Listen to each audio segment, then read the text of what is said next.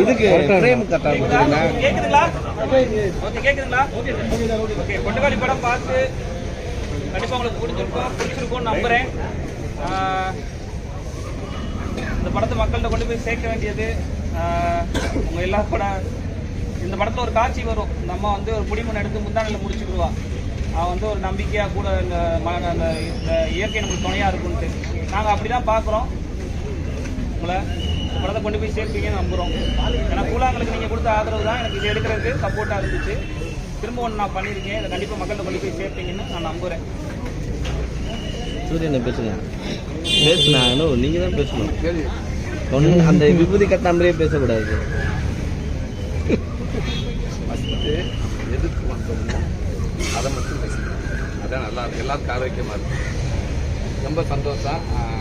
கொட்டுக்கால் திரைப்படம் மூலமாக மறுபடியும் நான் உங்களை அந்த இடத்துல சந்திக்கிறது ரொம்ப பெருமையாக இருக்குது, சந்தோஷமாக. நல்ல படத்தில் மறுபடியும் நான் சந்தோஷத்தோட பெருமையை நம்ம இதுக்கு அனுப்பின்னு நினைக்கிறேன். இந்த படம் விடுதலையோ கொட்டுக்கால் மாதிரியோ இல்லை அப்படின்ற நிறையா நாங்கள் சொல்லிட்டு வரலாம். அதை தாண்டி எனக்கு நம்ம வாழ்க்கைக்கு நம்ம வாழ்க்கையில் ரொம்ப நெருக்கமான ரொம்ப ஒரு உண்மையான ஒரு கதை இது. நெருக்கமான ஒரு ஒரு ஒரு படமாக இருக்குன்னு நான் நினைக்கிறேன். அதனால தான் இந்த கதையை அந்த சொன்ன உடனேயே நான் கண்டிப்பாக நான் அந்த பாண்டிகாக்காக நடிக்கிறேன் அப்படின்னு நான் சொன்னேன். இது எல்லா இடத்துலையும் நிறைய இடத்துல நடந்திருக்கும். நீங்களே பார்த்துருப்பீங்க, கேள்விப்பட்டிருப்பீங்க. இப்போ கதையை கமர்ஷியலாக இதுவும் கமர்ஷியல் இல்லைன்னு நான் சொல்கிறது. இதுவும் கண்டிப்பாக அங்கே ஒரு நிலைத்தமிழ் நீங்கள் பார்த்துருப்பீங்க. எல்லா விதத்துலையும் ஒரு படம் சொல்கிறதுக்கு எல்லா இயக்குநர்கள் இருக்காங்க, அதுக்கான மக்கள் எல்லாருமே இருக்காங்க. எல்லா படத்தையும் நம்ம பார்த்து வரவேற்று இருக்கும்.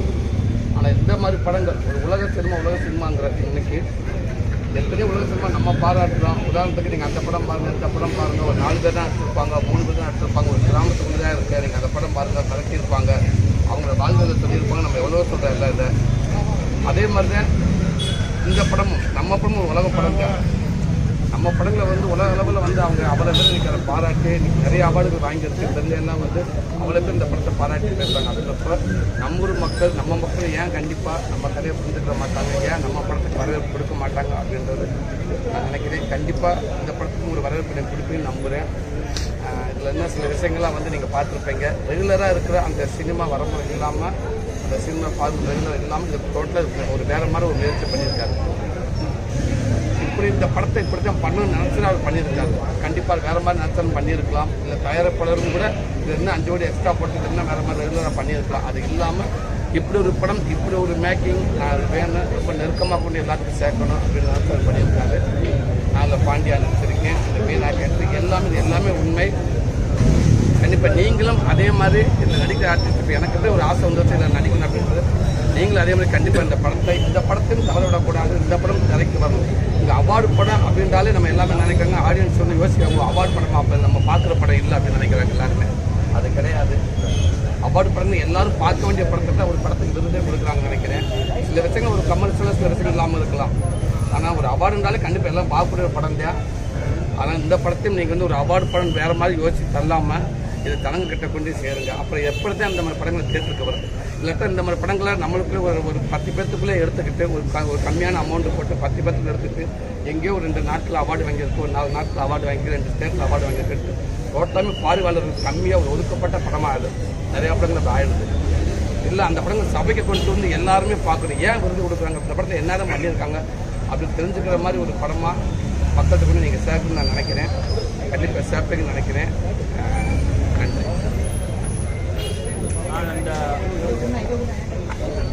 இந்த படம் இப்போ நீங்கள் பார்த்துட்டீங்க. இதில் டெக்னிக்கலாக அவ்வளோ ஒர்க் நடந்திருக்கு. ஃபஸ்ட்டு கணேஷ்வா எடிட்டர், அவர் வந்து படத்துக்கு எப்படி பண்ணியிருக்காரு உங்களுக்கு தெரியும். ஸோ அவர் வந்து இந்த மியூசிக் இல்லை உங்களுக்கு இப்போ நிறைய பேர் சொல்லிட்டு போனாங்க எங்கள் மியூசிக் இல்லாதே எங்கள் ஃபீல் ஆகலை அப்படின்னு. அதுக்கு முழுக்க காரணமான சுரேன் இதுதான் சவுண்ட் டிசைனர். இவங்க தான் வந்து அழகு கூட்டானேன். அவர் அங்கே வந்து ப்ரொடக்ஷன் சவுண்ட் பண்ண ரமேஷ் ராவ் இவங்கெல்லாம் எல்லாமே ஃப்ரெண்ட்ஸ் தான். இவங்க ஃப்ரெண்ட்ஸ் இப்படி இருக்க ஒரு நண்பர்கள் இருந்தாங்க தான் எங்களால் இதை கொண்டு வந்து இங்கே வந்து சேர்க்க முடியுது.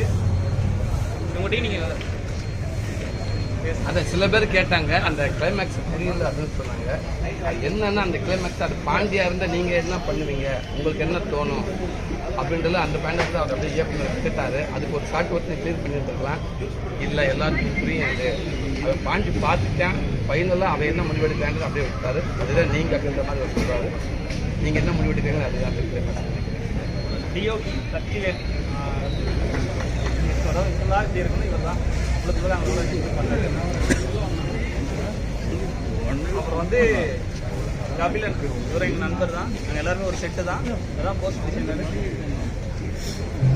போயிட்டு உட்காந்துட்டாங்க ஒரு 2 மாதம் அந்த இடத்துல அங்கேயே உட்காந்துட்டாங்க.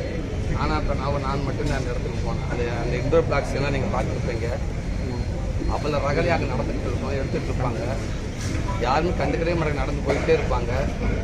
இது ஒரு சீன் எடுக்கிறமே யாருமே இதை கண்டுக்கிறவே இல்லையே, என்னப்பா அது நிறையா ஷூட்டிங் எடுத்து பழகிட்டாங்களா அப்படின்ற மாதிரி நான் கேட்டேன்.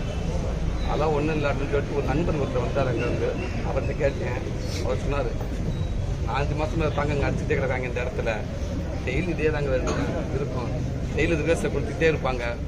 உங்கள் இடத்துல உங்களை தவிர இன்னொரு ஆள் அடிப்பார், இந்த பொண்ணு இடத்துல இன்னொரு ஆள் இருப்பாப்புல, எல்லாத்துக்குமே லைவ்ஸுங்க அப்படின்றதுனால ஒரு கொஞ்சம் கடினமானது. அதனால எல்லாத்துக்குமே ப்ராப்பராக ஒரு ரிஹர்சல் கொடுத்துட்டு இந்த படம் ஃபுல்லாக அங்கேயே இருந்து இந்த பசங்க ஃப்ரெண்ட்ஸ் எல்லாமே எடுத்திருக்காங்க.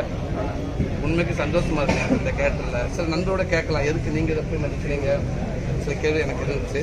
வேறு யார் நடிப்பா? அப்புறம் பல கோடி எடுக்க படங்கள் மட்டும் நான் நடிக்கணுமா? நடிகன் தானே. ஒரு நடிகன் போய் ஒரு சில பேர் ஒரு 100 பேருக்கு போகிற இடத்துல ஒரு முகன்றது நடிகன் போய் நடித்தாண்டா அது ஒரு 500 பேருக்கு போய் சேரும்னு நினைக்கிறேன் நான்.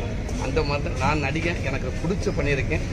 என்னோடய படங்களில் நான் எத்தனை படம் பண்ண போகிறது தெரியல, அது எத்தனை படமாக இருந்தாலும் அதில் முக்கியமான ஒரு படங்களில் உங்களோட பாராட்டுகள் பெற்ற படங்கள் இது ஒரு படமாக இருக்குன்னு நான் நம்புகிறேன். தேங்க்யூ.